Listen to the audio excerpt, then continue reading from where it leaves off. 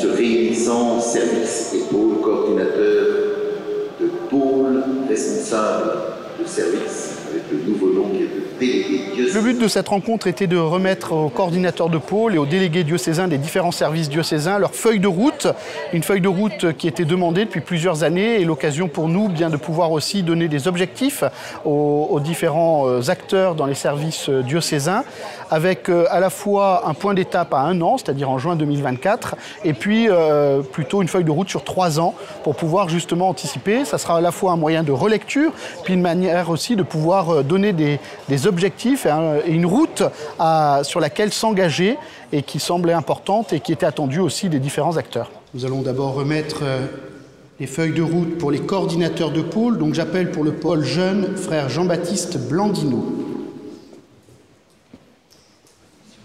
Pour le pôle solidarité, madame Delphine Hermile. Pour le pôle annonce de la foi, madame Florence Richard. Pour le pôle dialogue avec le monde, monsieur le chanoine Philippe Assot. Il y avait d'abord la volonté, par l'arrivée de Monseigneur No, de pouvoir aussi remettre un peu à plat ce qui s'était passé bien 3 ans avec la création des pôles diocésains, et puis qui avait un peu chamboulé tout le monde, qui avait été un peu fait de manière pragmatique, un peu empirique, et il était nécessaire un peu 2 ans et demi, 3 ans après, d'un peu reprendre les choses et pouvoir structurer profondément les choses. Et ça a été le travail qui a été mené par le Conseil des pôles durant cette année pastorale 2022-2023.